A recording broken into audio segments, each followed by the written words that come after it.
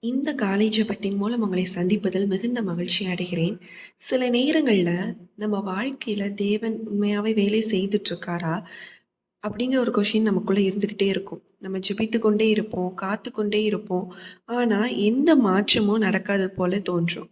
நம்ம எதிர்பார்த்த கதவு இன்னும் திறக்கவில்ல. நான் கேட்ட பதில் இன்னும் வரல. நான் காத்திருக்கிற ஆசீர்வாதம் இன்னும் என் கைக்கு கிடைக்கல. அப்போதுதான் தேவனே நீர் உண்மையாகவே என்னுடைய வாழ்க்கையில செயல்படுகிறீரா என்ற கேள்வி நமக்குள்ள அதிகமா எழும்ப ஆரம்பிக்கும்.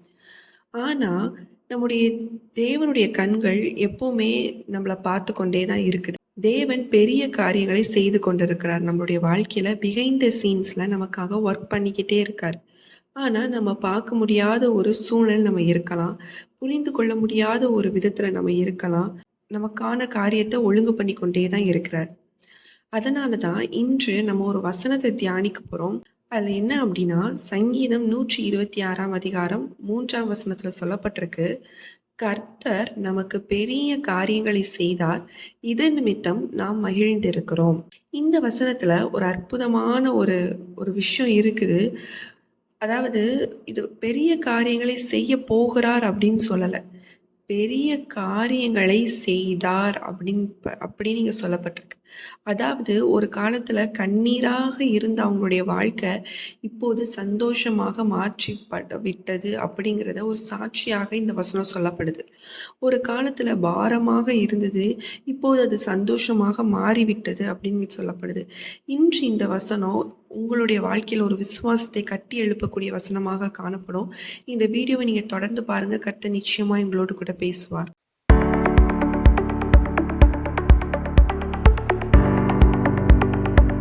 இந்த சங்கீதம் எழுதப்பட்ட பின்னணியை நம்ம பார்த்தா, இஸ்ரவேல் ஜனங்கள் நீண்ட கால சிறையிருப்புக்கு பிறகு விடுதலையை அனுபவித்துக் கொண்டு இருந்திருக்கிறாங்க. அவங்க பல வருடம் காத்திருக்கிறாங்க, பல வருடம் அழுதுருப்பாங்க, பல வருடம் எப்போது தேவன் வந்து என்னுடைய வாழ்க்கையில ஒரு விடுதலையை கொடுப்பார் அப்படின்னு சொல்லி எதிர்பார்ப்போட இருந்திருப்பாங்க. ஆனா, ஒரு நாள் தேவன் அவங்களுடைய சூழ்நிலைய மாற்றினார். அப்போதுதான் அவங்க வந்து சொல்றாங்க, "கர்த்தர் நமக்கு பெரிய காரியங்களை செய்தார்" அப்படிங்கிற வார்த்தை இங்க சொல்லப்படுது. இதுல நம்ம கவனிக்க வேண்டிய ஒரு விஷயம் இருக்கு. அவங்க தன்னுடைய திறமைய பற்றி பேசல, முயற்சிகள பற்றி பேசல. கர்த்தர் செய்தார் அப்படிங்கிற ஒரு விஷயத்த சொல்றாங்க. ஏனென்றால், சில ஆசீர்வாதங்கள் மனுஷனால வரல, நம்மளுடைய திறமையினால வர முடியாது. சில கதவுகள் கூட மனிதனால் திறக்கப்பட முடியாது. சில உயர்வுகள் மனிதனால கொடுக்கவும் முடியாது. அத தேவன் மட்டும் தான் என்ன பண்ண முடியும்? செய்ய முடியும். அதனால தான் இந்த வசனம் தேவனுடைய வல்லமைய பற்றி என்ன பண்ணுதுன்னா சொல்லப்படுது. வேதத்துல கூட நீங்க யோசேப்பு எடுத்துக்கிட்டீங்கன்னா, அவருடைய வாழ்க்கை தான் இதுக்கு சிறந்த உதாரணமா காணப்படும். அதாவது தேவன் வந்து கனவுகள் கொடுக்குறாரு. ஆனா கனவு கொடுத்ததுக்கப்புறம் அவருடைய வாழ்க்கை லகுவா இருந்துச்சு அப்படின்னு பார்த்தீங்கன்னா, மோசமானதா நம்ம பார்க்குறோம். குழியில தள்ளப்படுறாரு, விற்கப்படுறாரு, சிறையில அடைக்கப்படுறாரு. பல விஷயங்கள் அவருடைய வாழ்க்கையில நடக்குது. அவர் எதிர்பார்த்திருப்பாரா? கனவுக்கும் அவருடைய வாழ்க்கையில நடக்கிற ஒரு விஷயத்துக்கும் சம்மந்தமே இல்லாம நடந்து கொண்டே இருக்குது. ஆனாலும் தேவன் என்ன பண்றாரு? உயர்த்துறார். பிஹைண்ட் த சீன் அவருக்காக ஒவ்வொரு காரியத்தையும் ஆண்டவர் செய்து கொண்டே இருந்தார். அடுத்தது ஆண்டவர் அவரை உயர்த்துறார் அப்படின்னு சொல்லி நம்ம வந்து பார்க்குறோம்.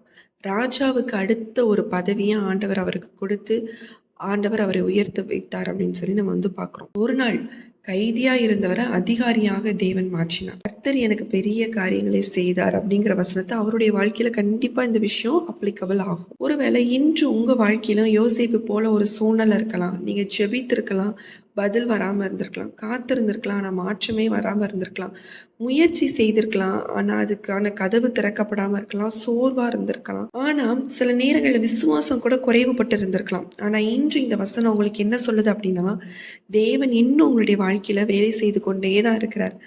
பெரிய காரியத்தை நீங்க பார்க்க போறீங்க. உங்களுடைய வாழ்க்கையில தேவன் செய்யக்கூடிய பெரிய காரியத்தை உங்களுடைய கண் பார்க்க போகுது.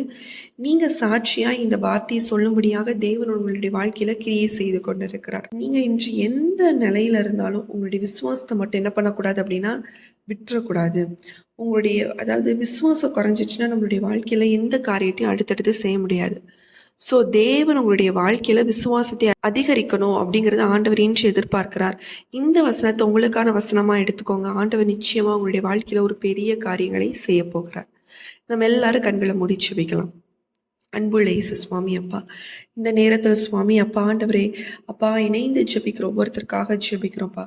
அவங்களுடைய வாழ்க்கையில் கண்ணீரோடு ஆண்டவரே பயணிக்கிற ஒரு வாழ்க்கையாக காணப்படலாம்.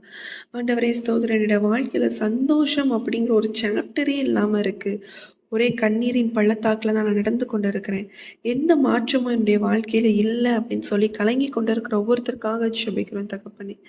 ஒவ்வொருத்தருடைய வாழ்க்கையிலும் கர்த்தர் நீர் அற்புதத்தை செய்வீராக, அதிசயத்தை செய்வீராக, ஒரு மாற்றத்தை உண்டு பண்ணுவாங்கப்பா.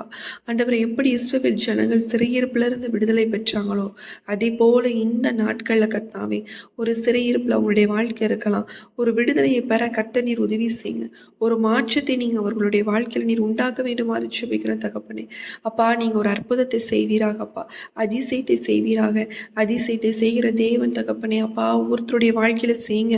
இந்த நாளில் இணைந்து ஜெபிக்கிற ஒவ்வொருத்தருடைய வாழ்க்கையிலும் கர்த்தாவே பெரிய காரியங்களை நீர் செய்வீராக. அவங்க எதிர்பார்த்து கொண்டிருக்கிற கர்த்தாவே காரியங்களை நீர் வாய்க்க பண்ணி கொடுப்பீராக.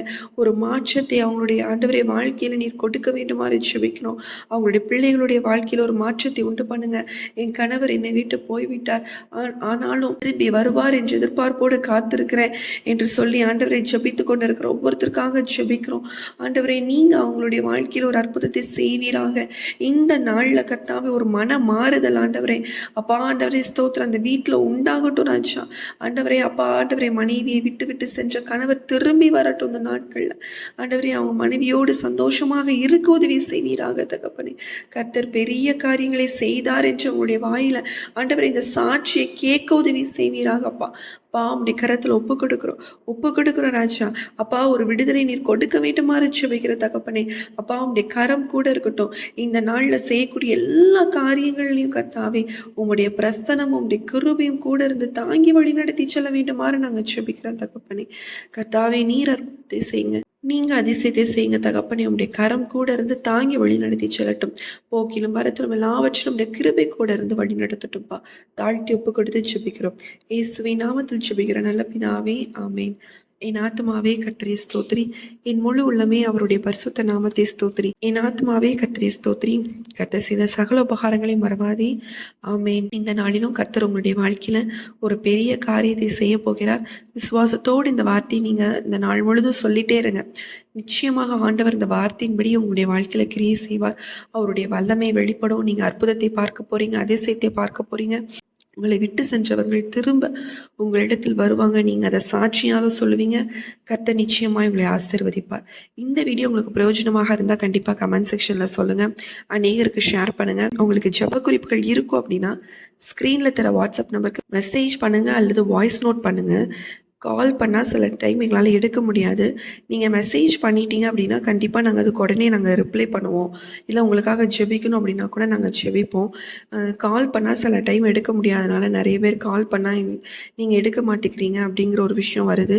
ஸோ நீங்கள் மெசேஜ் பண்ணிடுங்க. இல்லை எனக்கு மெசேஜ் பண்ண தெரியாது அப்படின்னா நீங்கள் ஒரு வாய்ஸ் நோட் போட்டுருங்க. கண்டிப்பாக நீங்கள் சொல்கிற விஷயத்துக்காக நாங்கள் ஜெபிப்போம். மீண்டும் உங்களை அடுத்த ஒரு ப்ரேயர் வீடியோவில் சந்திக்கிறோம். கர்த்தர் உங்களை ஆசீர்வதிப்பாராக. ஆமேன்.